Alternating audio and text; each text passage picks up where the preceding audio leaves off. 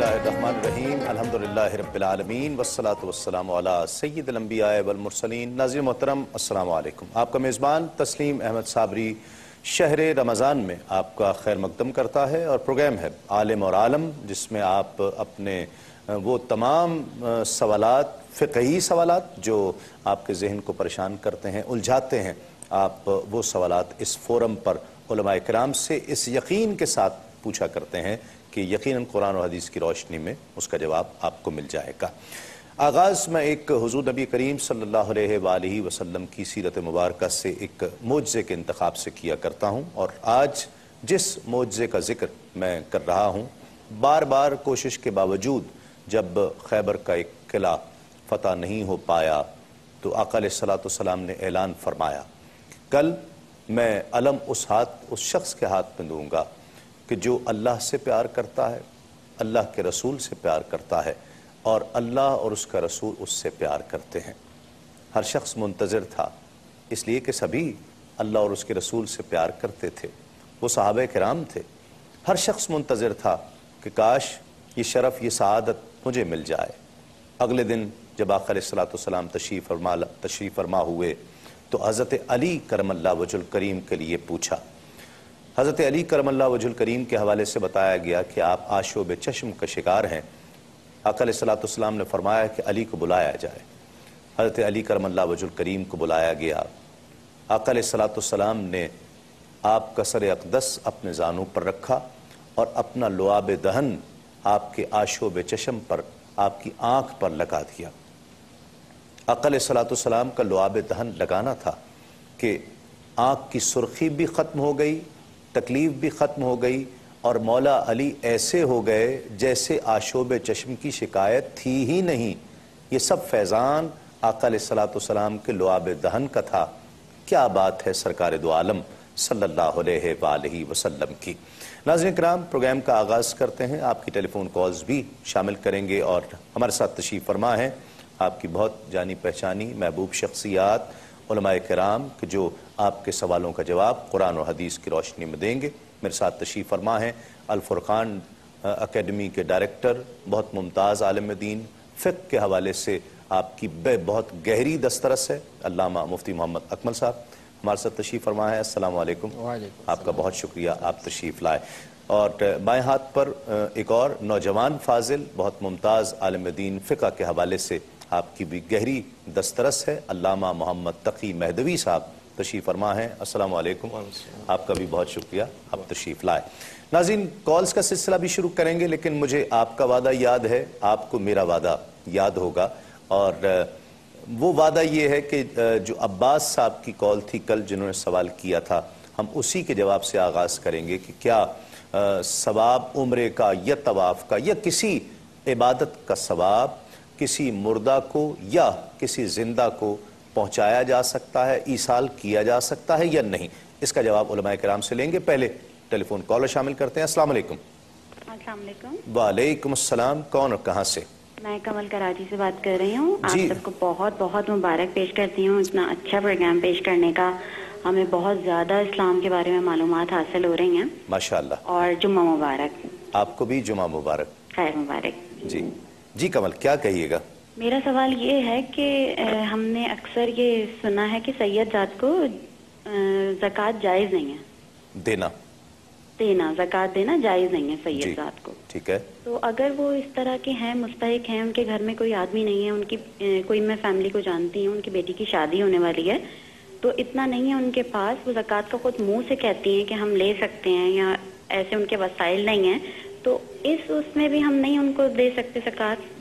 ठीक है, बिल्कुल आपको बताते हैं। अल्लामा साहब क्या कहिएगा? पहले वाले क्वेश्चन का तो ये है कि बिल्कुल ईसाल सवाब कर सकते हैं दुनिया से रुखसत हो जाने वालों को, दुनिया में जो जिंदा हैं उन्हें भी, बल्कि क़यामत तक जो लोग आने वाले हैं उनको भी अपना सवाब ईसाल करते हैं पैदा होने से पहले भी। दलील की मुस्लिम रिवायत है, करीम सल्लल्लाहु अलैहि वसल्लम ने एक मरतबा एक मेंढा ज़िबह करने के लिए ज़मीन पर लिटाया, छुरी हाथ में ली, उसके पास खड़े होकर अल्लाह तबारक व तआला की बारगाह में अर्ज़ की कि या रब्बे करीम, इसे मेरी तरफ से, मोहम्मद की तरफ से, आले मोहम्मद की तरफ से और उम्मत मोहम्मद की तरफ से कबूल फरमा ले। सुभान अल्लाह। इसके शारहीन ने दो तौजीहात बयान की हैं। एक तो ये कि यह नबी करीम सल्लल्लाहु अलैहि वसल्लम का कमाल था یہ آپ کے ساتھ وصف خاص تھا کہ اگر بکرے میں یا دمبے میں 2 شریک ہو جائیں تو کسی کی قربانی نہیں ہوگی. حالانکہ نبی کریم صلی اللہ علیہ وسلم نے پوری امت کو اس میں شامل فرما لیا، اور خصوصاً آپ کی توجہ گویا کہ ان امتیوں کی طرف تھی کہ جو قربانی کے اہل نہیں تھے، غربت کی وجہ سے نہیں کر سکتے تھے، تو ان کی طرف سے ایک ہی قربانی کافی قرار دے دی گئی.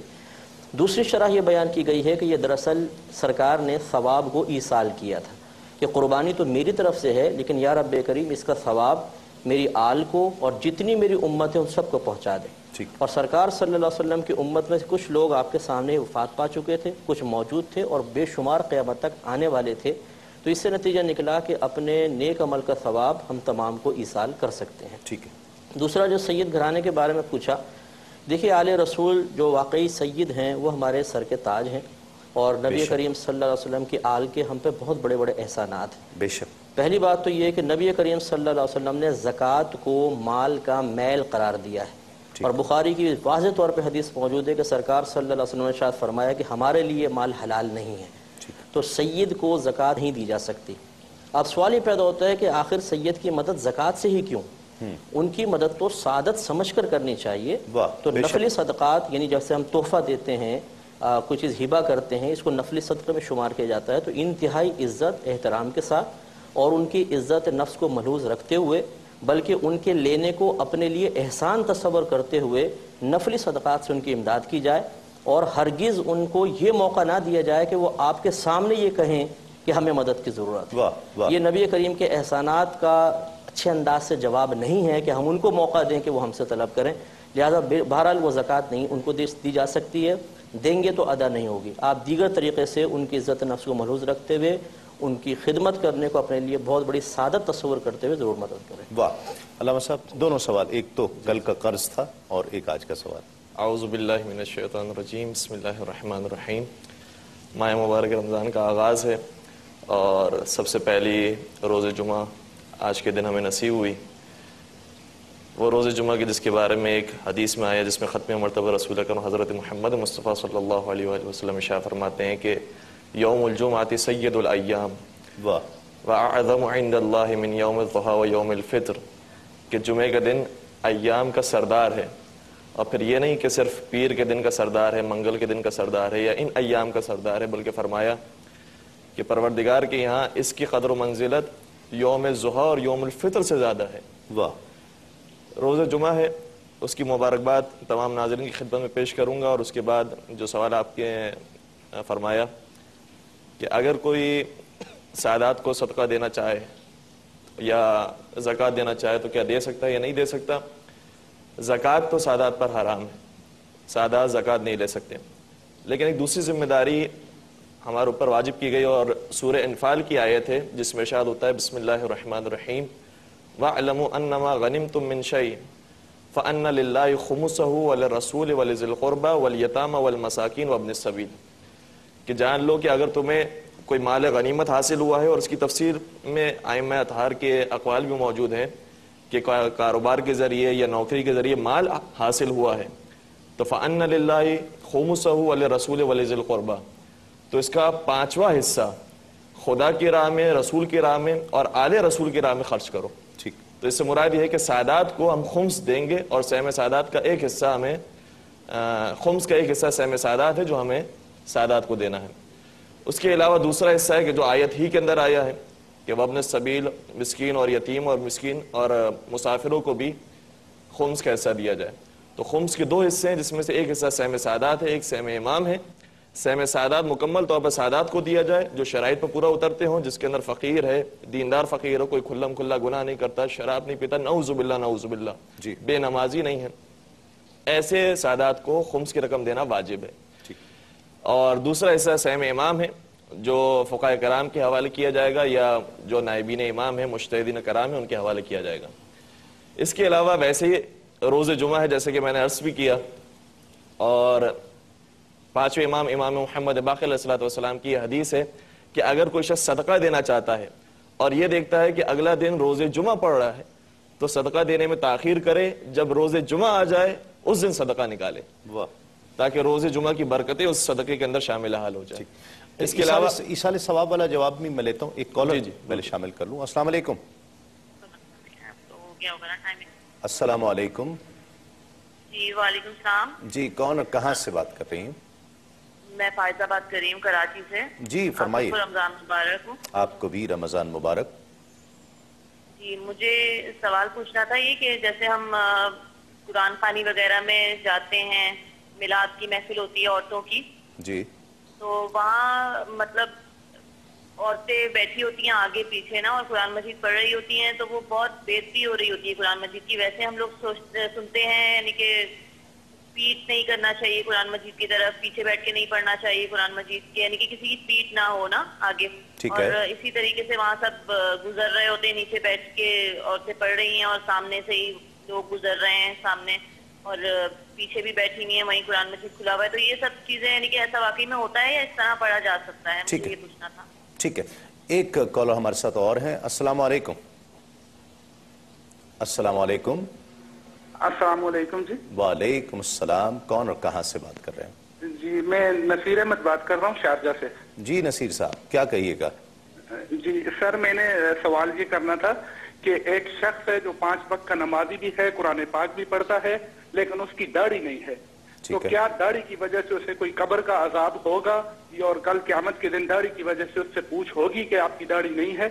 اور سر دوسرا سوال میرا یہ ہے کہ ایک آدمی جیسے بینک قرضہ دیتے ہیں سود پر, جیسے وہ قرضہ دیتے ہیں ایک آدمی, اسے اپنے بزنس میں استعمال کر رہا ہے, ٹھیک ہے, اور ایک عام سے جیسے کوئی اپنے لیے گاڑی خرید رہا ہے, مثلا جیسے بینک اسے گاڑی دے رہا ہے, تو کیا یہ جو گاڑی اپنے استعمال کے لیے رکھے گا وہ بھی حرام ہوگی, یعنی وہ سواری بھی اس کے لیے حرام ہے؟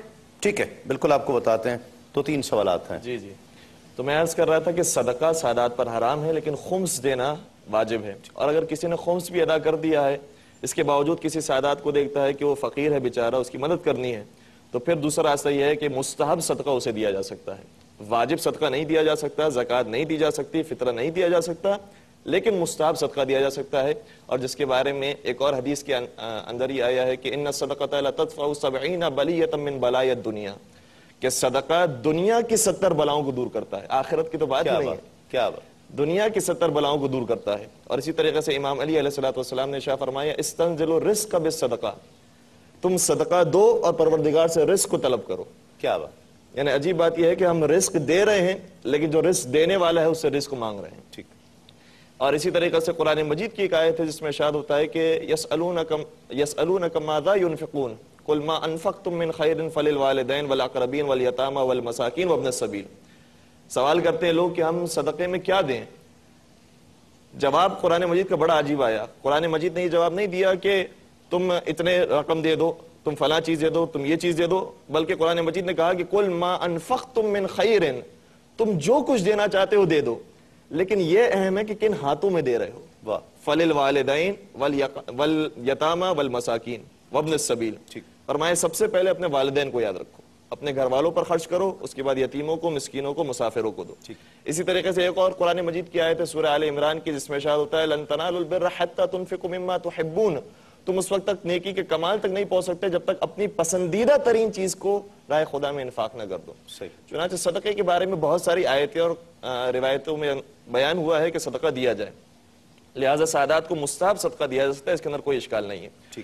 دوسرا سوال جو ایصال ثواب کے حوالے سے تھا کہ کیا ہم اپنی مستحب عبادتوں کو مرحومین کے لیے ایصال کر سکتے ہیں؟ جی ہاں بالکل ایصال کی جا سکتی ہے. اور جو روایت قبلہ نے پیش کی وہی روایت ہماری کتاب من لا یحضر الفقیہ کے اندر بھی موجود ہے کہ جس کے اندر قربانی کے حوالے سے رسول گرامی نے صلی اللہ علیہ وآلہ وسلم قربانی کرتے ہیں اور اس کے بعد یہ نیت کرتے ہیں کہ میری طرف سے, میری آل کی طرف سے اور میری امت کی طرف سے قربانی ہے.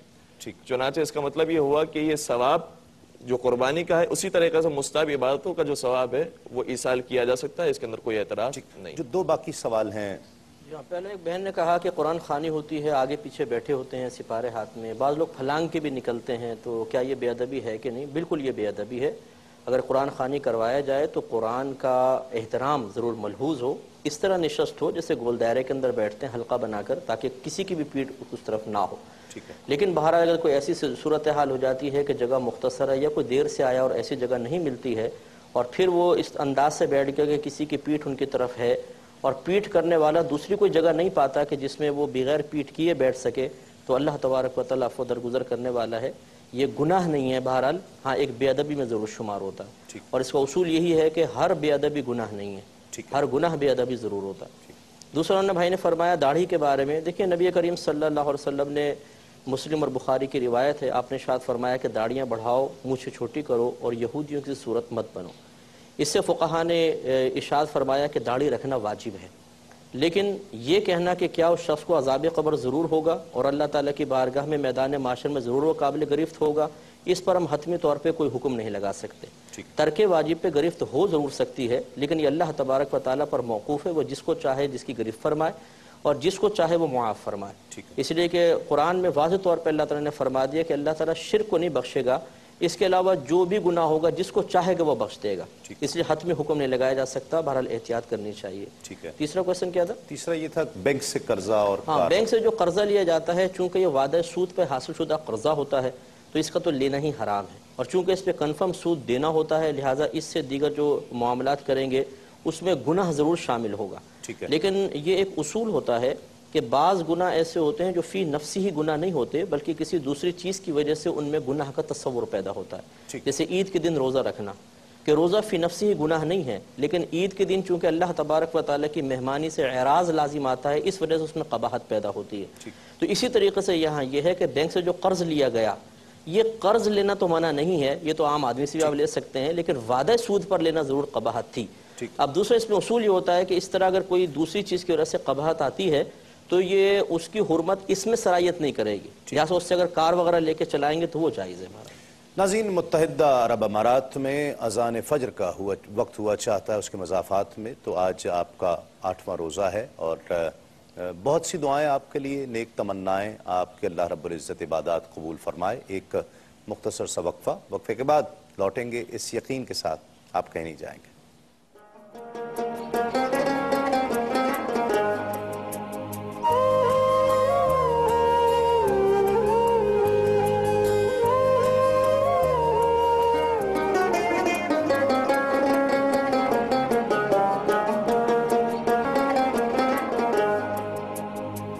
روزے پہ فرق پڑتا ہے؟ ٹھیک ہے، بالکل آپ کو بتاتے ہیں۔ جی مفتی صاحب۔ جی پہلے والا کویشچن پہ تھوڑا سا کلام ہے کہ انہوں نے بہن نے پوچھا تھا کہ وہ شخص 40 لاکھ یا 45 لاکھ دبا کر اس کے بیٹے کا انتقال ہو، اس کی ایصال ثواب پہ خرچہ کر رہا ہے، اور انکاری نہیں ہو رہا، لیکن انکاری نہیں ہو رہا، اور یہ کیا وہ ثواب اس کو حاصل ہوگا یا نہیں ہوگا؟ دیکھیں انکاری تو نہیں ہو رہا، لیکن ہر وہ حربہ استعمال کر رہا ہے جس سے وہ 45 لاکھ دبا سکے، تو یہ انکار کی ہی ایک صورت ہے، عملی انکار ہے، زبانی اقرار ہے لیکن عملی انکار ہے۔ جیسے حضرت نے فرمایا بالکل وہ گناہ کبیرہ کا مرتکب ہو رہا ہے، جتنی تاخیر کرتا رہے گا اس کے نام اعمال میں رات دن گناہ لکھا جائے گا، اسے فوراً سے پیشتر دینا چاہیے۔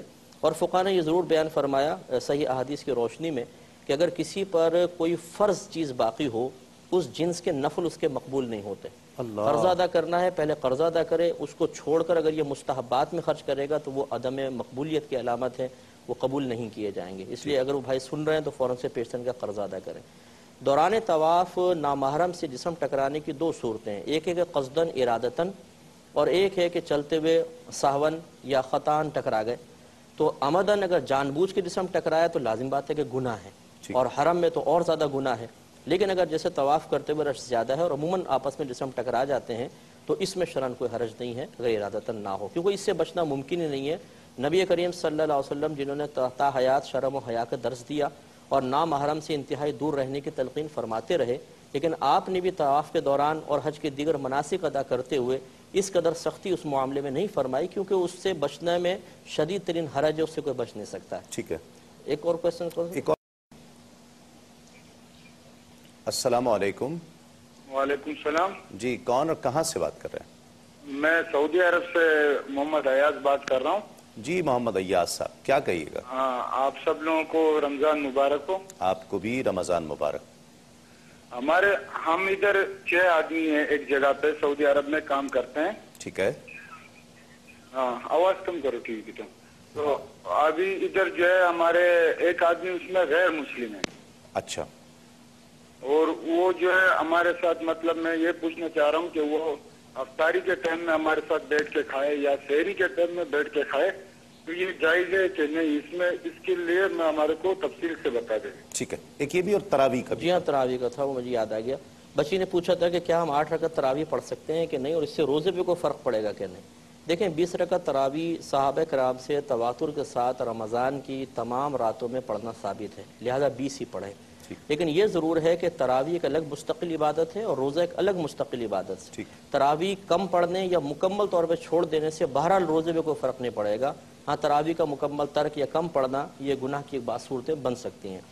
لیکن انہوں نے کہا کہ وہ غیر مسلم افطار کے ٹائم آ کے بیٹھ جاتا ہے۔ دیکھیں قرآن پاک میں متعدد آیات میں کفار سے دوستی کو سختی سے منع کیا گیا ہے۔ ٹھیک ہے، اور دوستی اس قسم کی کہ قلبی میلان ہو، محبت بہت زیادہ ہو، بھائی چارہ ہو، راز کی بات ایک دوسرے کو بتانا، بہت زیادہ نشست و برخاست رکھنا، اس قسم کے معاملات سختی کے ساتھ منع کیے گئے ہیں۔ ٹھیک ہے، لیکن ہمارا مذہب اسلام کسی کو حقیر سمجھتے ہوئے دھتکارنے کی بھی اجازت نہیں دیتا ہے، بلکہ ہمارا مذہب اسلام کی تعلیم کا خلاصہ یہ ہے کہ آپ اپنے عمل و کردار کو اتنا خوبصورت کریں کہ دوسرا آپ سے متاثر ہو کر اسلام کی طرف مائل ہو جائے۔ یقینی سی بات ہے اگر اس کو دھتکار کے دسترخوان سے اٹھا دیا گیا تو وہ اسلام سے محبت میں مبتلا نہیں ہوگا بلکہ متنفر ہو جائے گا۔ تو اس کو بیٹھنے دیا جائے، قلبی میلان آپ کا نہ ہو، ایک ظاہری اچھا برتاؤ کر کے اسے اسلام کی طرف مائل کرنا مقصود ہو تو اس میں کوئی حرج نہیں ہے۔ ٹھیک، آپ کے نزدیک کھا سکتا ہے وہ بیٹھ کر غیر مسلم؟ اگر غیر مسلم ہندو ہے تو وہ نجس ہے، لہٰذا اگر وہ کھانے کو ہاتھ لگائے گا تو ہمارا کھانا بھی نجس ہو سکتا ہے۔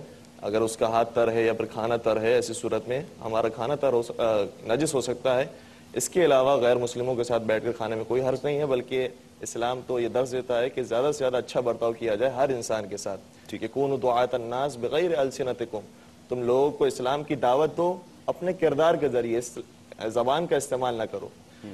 اور ایک دوسرا سوال کیا گیا تھا تراویح کے حوالے سے۔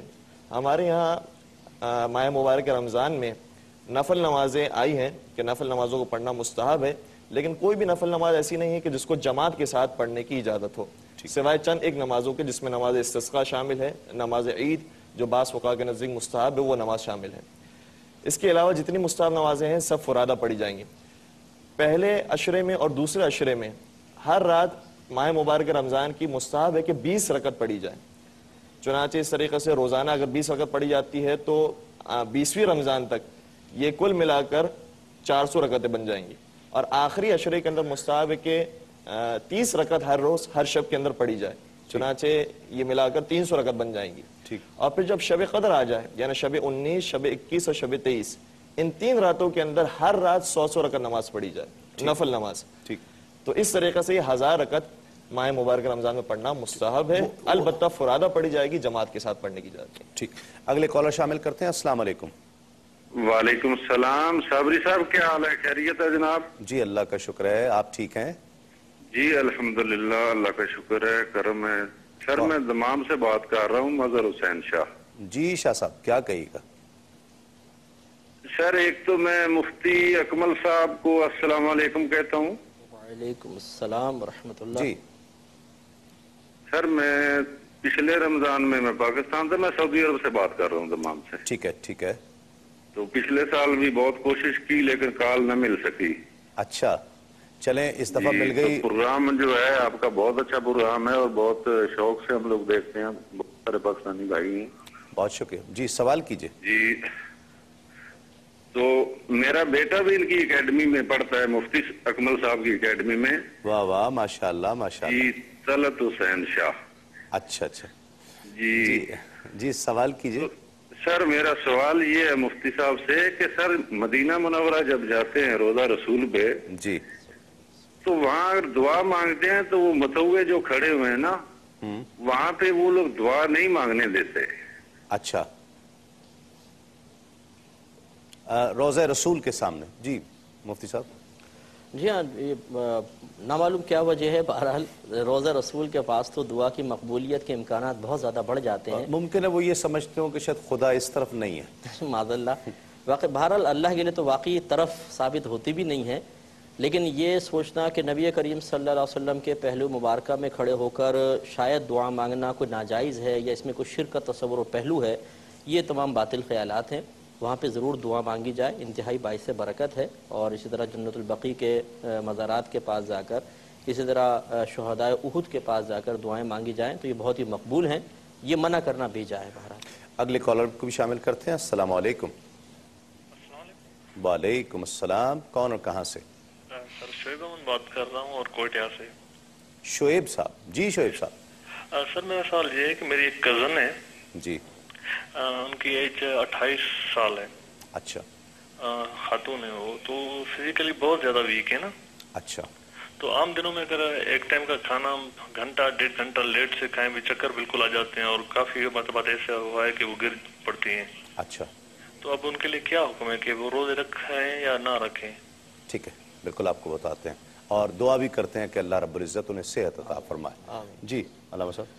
اگر یہ بیماری جو ہے وہ ضعیفی کی وجہ سے نہیں ہے, ایسی نارمل بیماری ہے کہ بدن اتنا نحیف ہو جاتا ہے کہ روزہ نہیں رکھ پاتی ہیں, تو ایسی صورت میں ان روزوں کو ماہ مبارک رمضان میں چھوڑ سکتی ہیں, اور ماہ مبارک رمضان کے بعد جب اس قابل ہو جائیں کہ ان روزوں کی قضا انجام دے سکیں تو قضا کرنا فقط ضروری ہے. ٹھیک. لیکن اگر ضعیفی کی وجہ سے یہ کیفیت طاری ہوئی ہے, بڑھاپے کی وجہ سے یہ کیفیت طاری ہوئی ہے, تو ایسی صورت میں ان روزوں کو جو چھوڑا گئے ہیں ان کا فدیہ بھی دے, اور جب آئندہ کبھی یہ موقع مل جائے کہ ان روزوں کی قضا انجام دے سکے, چونکہ آج کل جو ایام آ رہے ہیں وہ ایسے ہیں کہ جس میں روزہ بہت طولانی ہو جاتا ہے. جی ہاں. تو اگر مختصر روزہ کبھی سردیوں کے دنوں میں پڑتا ہے اور اس میں طاقت ہے کہ ان کے پاس روزہ رکھ سکتی ہیں, تو پھر ایسی صورت میں ان کی قضا انجام دے. البتہ یہ میں چند فقہاء کا ایک مجموعی احتیاط والا مسئلہ آپ کے سامنے بیان کر رہا ہوں, ورنہ اس کے اندر کچھ اور صورتیں بھی ہیں. ٹھیک ہے.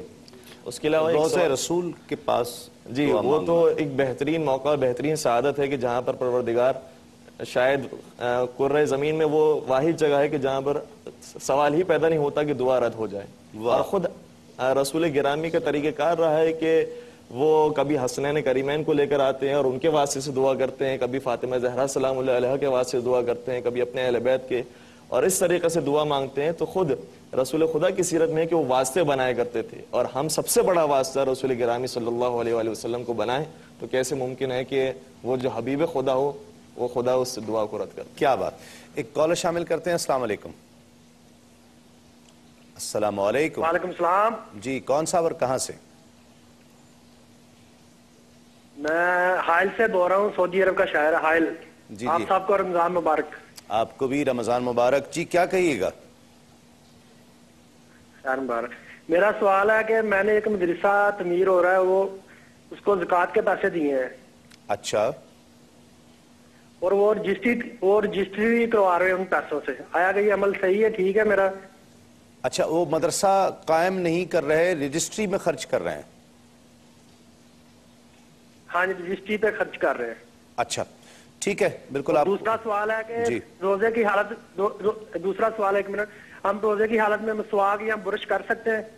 اچھا ٹھیک ہے, بالکل آپ کو بتاتے ہیں. مفتی صاحب کیا کہیے گا؟ دیکھیں, زکوٰۃ کی ادائیگی کے لیے شرط ہے کہ شرعی فقیر کو اس کا مالک بنا دیا جائے. جب یہ مدرسے کے محتمم وغیرہ کو ایک تو وکیل بناتے ہیں کیونکہ محتمم شاید شرعی فقیر نہ ہو, پھر ان کو یہ چاہیے کہ ایسے مقام پر ہی پیسے کو خرچ کریں جہاں پر کسی شرعی فقیر کو مالک بنانا لازم آ رہا ہو.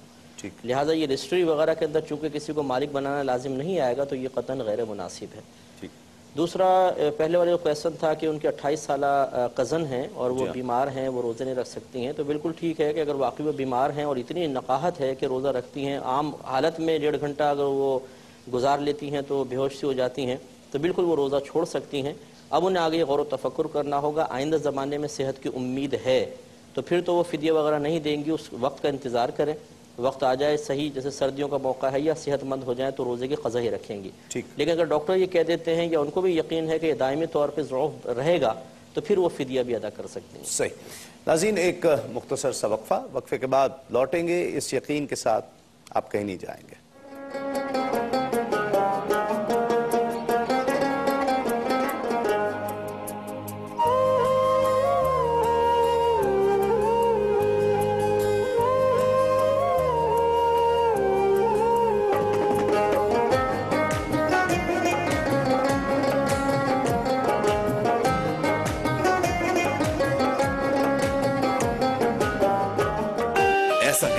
اور کہاں, اسی لیے تو موبلنگ جاز اپنا ہے.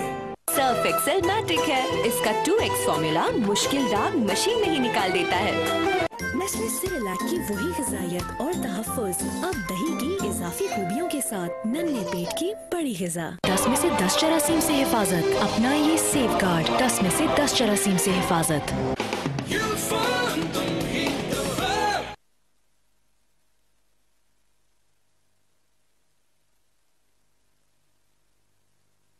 صحیح بخاری اور صحیح مسلم میں حضرت ابو ہریرہ رضی اللہ تعالیٰ عنہ سے روایت ہے کہ رسول اللہ صلی اللہ علیہ وآلہ وسلم نے فرمایا کہ روزہ ڈھال ہے، کیونکہ اس کے سبب بندہ دنیا میں شیطان کے شر سے محفوظ رہتا ہے اور آخرت میں دوزخ کی آگ سے بچاؤ کا ذریعہ ہے۔ اور جب تم میں سے کسی کا روزہ ہو تو وہ نہ فحش باتیں کرے اور نہ بےہودگی سے کام چلائے، اور اگر اس کو کوئی برا کہے یا اس سے کوئی لڑنے کا ارادہ بھی کرے تو اس سے کہہ دے کہ میں روزے دار ہوں، میرا کسی کو برا کہنا یا لڑنا قطعاً درست نہیں ہے۔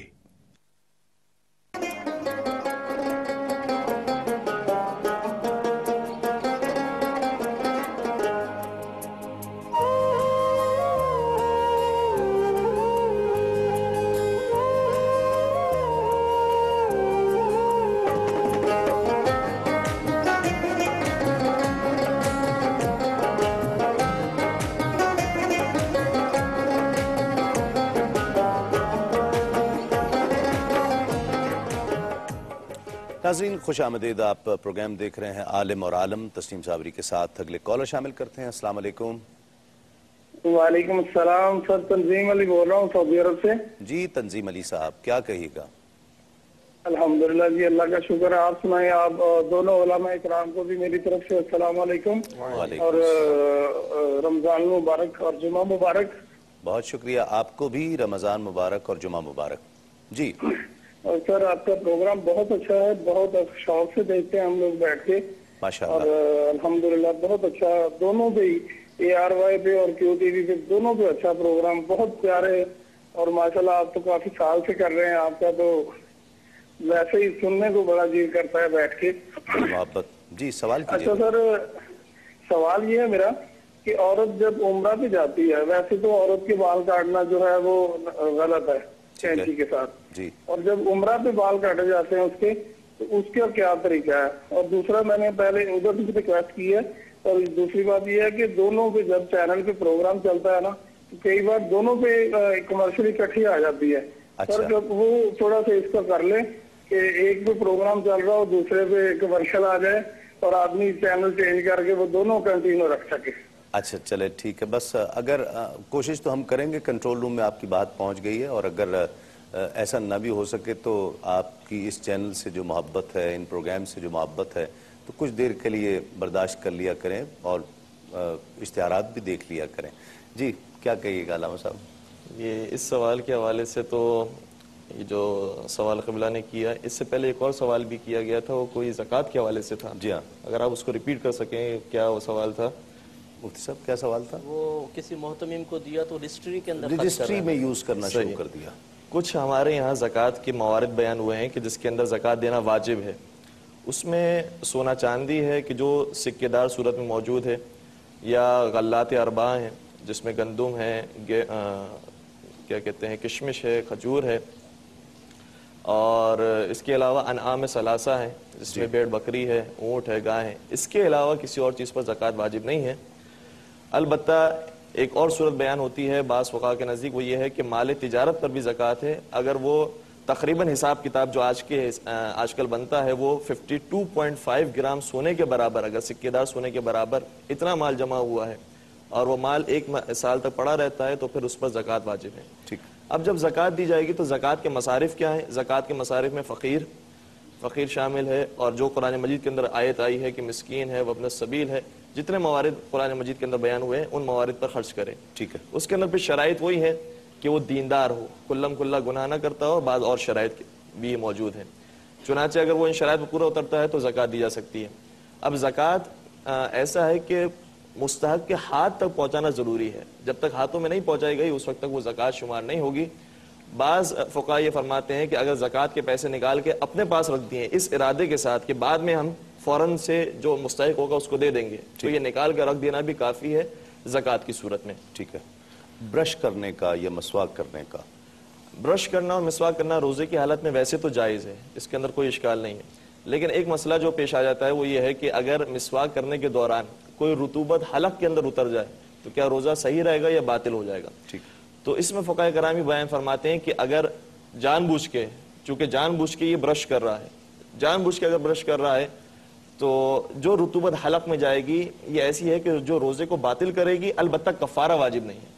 ٹھیک، صرف ماہ مبارک رمضان کے بعد قضا انجام دے کافی ہے. ٹھیک، روزہ نہیں رہے گا.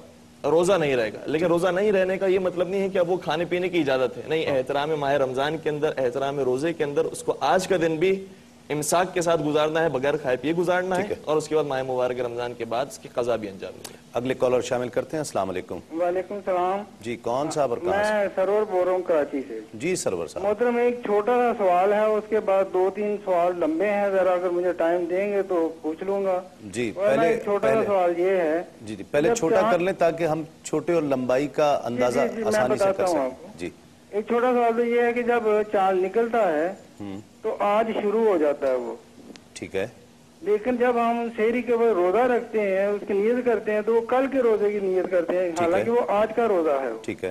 اور سوال یہ ہے کہ ایک آدمی ہے، وہ ایسے آدمی کو پیسے دیتا ہے جو بزنس کر رہا ہے. ٹھیک ہے. اور اس کے پیسے سے وہ پیسہ بنا رہا ہے، کما رہا ہے، کاروبار کر رہا ہے. ٹھیک. اگر اس میں سے وہ اس کو کوئی اماؤنٹ دیتا ہے تو کیا یہ سود میں شامل ہے یا کہ نہیں؟ ٹھیک ہے. جی یہ 2 سوال ہیں میرے. بہت شکریہ. جی مفتی صاحب. یہ پیسٹ اور مسواک کے بارے میں، مسواک 2 طرح کی ہوتی ہے. ایک ایسی ہے جو تازہ ہے، جس میں باقاعدہ رس نکلتا ہے اور ذائقے دار ہوتا ہے.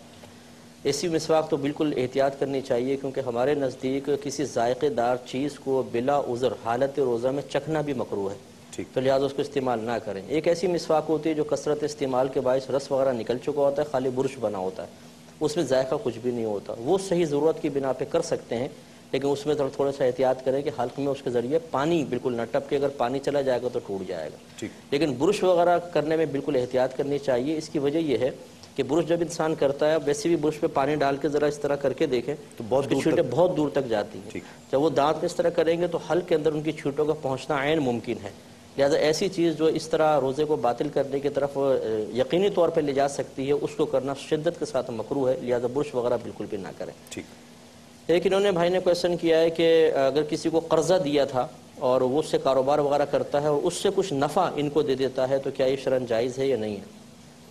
اگر دیکھیں پہلے سے یہ معاہدہ ہوا ہے باقاعدہ کہ میں آپ کو قرض دیتا ہوں اور اس قرض پہ اتنا نفع لوں گا، پھر تو یہ نفع لینا بالکل سود ہے، کہ نبی کریم صلی اللہ علیہ وسلم نے فرمایا کہ جو قرض نفع کھینچے وہ نفع سود ہے. لیکن اگر انہوں نے صرف قرض کے طور پہ دیا اور وہ واپس کرتے ہوئے اپنی مرضی سے کچھ ان کو دے دیتا ہے، اس میں شرعاً حرج نہیں ہے، بلکہ یہ نبی کریم صلی اللہ علیہ وسلم کی سنت ہے کہ آپ نے بھی بعض اوقات قرض جب کسی سے لیا ہے تو دیتے ہوئے اس میں کچھ زیادتی فرمائی ہے. تو اپنی مرضی سے اگر وہ دے گا تو اس میں شرعاً کوئی حرج نہیں ہوگا. ٹھیک. ایک چاند نکل آیا ہے اور ہم نیت کرتے ہیں کل. ہاں جی ہاں دیکھیں، یہ ایک بڑی غلط فہمی ہے لوگوں کی. دیکھیں مسئلہ یہ ہے کہ ہمارا مذہب اسلام کی روح سے دن شروع ہوتا ہے طلوع آفتاب پر اور غروب آفتاب تک دن رہتا ہے. جب ہماری اس دن سے پہلے کی رات ہوتی ہے تو اس وقت وہ دن ہے ہی نہیں. دن شروع ہوگا طلوع آفتاب کے بعد. لہٰذا رات میں جو اگلا دن ہے وہ کل ہی کہلائے گا. لہٰذا اپنی دعا اپنے مقام پہ بالکل درست ہے کہ ہم کل کے روزے کی دعا کر رہے ہیں اور ہمارا کل شروع ہی طلوع آفتاب کے بعد ہوگا. ٹھیک. علامہ صاحب جی جو پہلا سوال کیا کہ اگر ہم نے کسی کو قرضہ دیا ہے اور اس کے بعد وہ اس سے نفع کماتا ہے اور پھر نفع ہمیں لوٹا دیتا ہے تو کیا یہ نفع لینا جائز ہے؟ اگر یہ پارٹنرشپ کی صورت کے اندر ہے کہ میں سلیپنگ پارٹنر ہوں اور وہ ورکنگ پارٹنر ہے اور وہ کام کر رہے ہیں، اس کے بعد پھر آدھا حصہ کچھ نفع وہ رکھتے ہیں اور کچھ نفع ہمیں دے دیتے ہیں، تو اس کے اندر کوئی اشکال نہیں، کوئی اعتراض نہیں. ٹھیک. لیکن بسا اوقات ایسا ہوتا ہے کہ قرضہ دیا گیا ہے اور اس میں کوئی پارٹنرشپ کی صورت نہیں ہے، بلکہ اس لیے دیا گیا ہے کہ اس پر جب واپس وہ قرضہ کرے گا تو سود کے ساتھ وہ واپس کرے. تو اگر قرضہ سود کے ساتھ واپس لیا گیا ہے تو یہ شرعاً حرام ہے. ٹھیک ہے. اس کے علاوہ جو دوسرا سوال کیا تھا کہ شب سے اگر ہم دعا پڑھتے ہیں اگلے روز کی تو کیا یہ جائز ہے جائز نہیں ہے، کیا صورت ہے؟ تو بالکل قبلہ نے صحیح فرمایا کہ رات سے اسلامی طریقہ یہ ہے کہ رات سے اصل میں دن شروع ہوتا ہے. ہمارے یہاں 12 بجے سے عام طور پر دن کو شروع کیا جاتا ہے، ورنہ حقیقت یہ ہے اسلامی نقطہ نظر سے کہ جیسے ہی غروب آفتاب ہوتا ہے اس کے بعد سے دوسرا روز شروع ہو جاتا ہے. ٹھیک. چنانچہ دوسرے روز کی دعا اگر رات میں پڑھتے ہیں تو کوئی حرج نہیں. کالر شامل کرتے ہیں. السلام علیکم. السلام علیکم. جی وعلیکم السلام ورحمۃ اللہ وبرکاتہ. تسلیم صابری صاحب، میں عمران احمد سعودی عربیہ ریاض سے. جی عمران احمد صاحب کیا کہیے گا، آپ کیسے ہیں؟ آپ ٹھیک ہیں؟ آپ کو رمضان مبارک۔ بالکل ٹھیک ہوں، آپ کو بھی بہت بہت رمضان مبارک ہو۔ سب سے پہلے تو آپ سے تھوڑا سا غائبانہ تعارف ہے، حضرت خالد محمود خالد صاحب کا پیر بھائی ہوں میں۔ اچھا، خالد محمود خالد، کوئی سلیقہ ہے آرزو کا نہ بندگی میری بندگی ہے، یہ سب تمہارا کرم ہے آپ کا۔ ملاقات ہر سال ہوتی ہے 1-2 دفعہ ان کے ساتھ۔ اچھا، ماشاءاللہ جی۔ تو حضور میرا سوال یہ ہے کہ جو دعا کے ساتھ ہم درود شریف پڑھتے ہیں وہ بیسیکلی وسیلہ ہی ہے؟ ٹھیک ہے، کیونکہ اس کے بارے میں جو یہاں کے لوگ ہیں وہ کہتے ہیں کہ جو درود شریف پڑھیں، حضرت عمر رضی اللہ عنہ نے بھی فرمایا ہے کہ آسمان کے اوپر دعا نہیں جاتی درود شریف یہ نہ پڑھے تو، مگر یہ اس چیز کو مانتے نہیں ہے کہ یہ وسیلہ ہے۔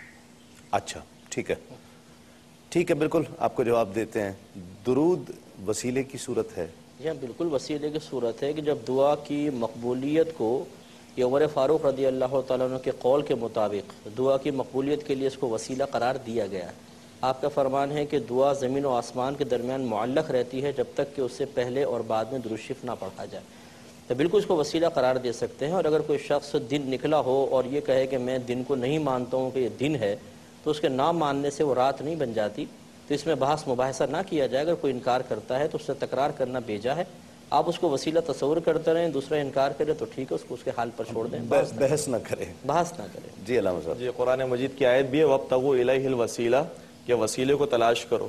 چنانچہ اگر دعا مانگی جا رہی ہے اور رسول پر اور آل رسول پر درود بھیجا جا رہا ہے تو یہ دعا کی قبولیت کا سبب بنتا ہے، کیونکہ اہل بیت اطہار نے اور ائمہ طاہرین نے بیان فرمایا کہ دعا بالکل قبلہ نے صحیح حدیث کا ذکر بھی کیا کہ دعا معلق رہتی ہے کہ جب تک ہم درود نہ پڑھ لیں، تو درود قبولیت کا ذریعہ بنتی ہے اس دعا کی جو ہم اپنے الفاظ کے اندر مانگتے ہیں۔ چنانچہ درود پڑھنے سے انشاءاللہ پروردگار اس دعا کو قبول کرتا ہے۔ بہت شکریہ علامہ مفتی محمد اکمل صاحب، آپ کا بہت شکریہ۔ علامہ محمد تقی مہدوی صاحب، آپ کا بہت شکریہ، آپ دونوں احباب تشریف لائے اور ہمارے ناظرین نے جو سوالات کیے اور یقیناً وہ سوال ان کے ذہنوں کو پریشان کر رہے تھے، اس جواب سے انہی کو فائدہ نہیں ہوا ہے بلکہ بہت سے سینکڑوں ہزاروں لاکھوں کی تعداد میں جو ناظرین اس پروگرام کو دنیا بھر میں دیکھ رہے تھے ان کو بھی اس جواب سے فائدہ ہوگا، انہوں نے بھی استفادہ کیا ہوگا ان جوابات سے۔ تو ایک سوال کے پوچھنے سے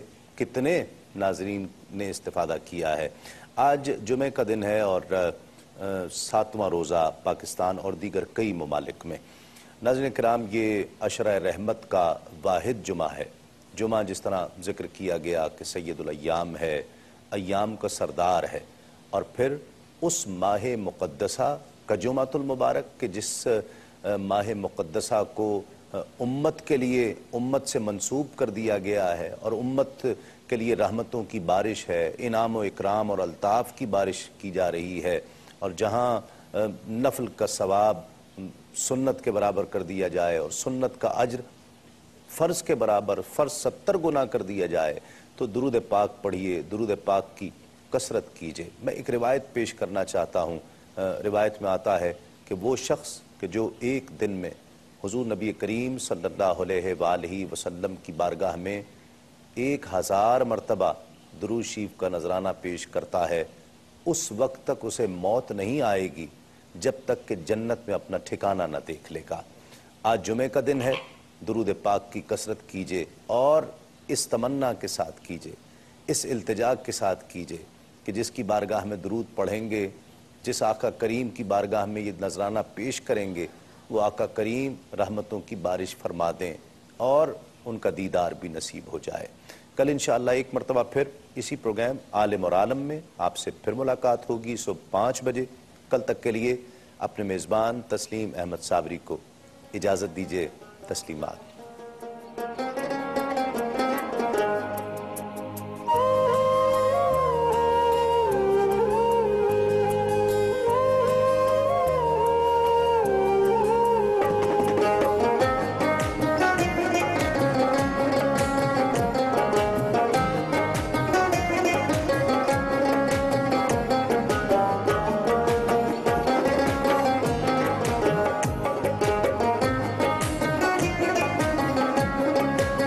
Surf Excel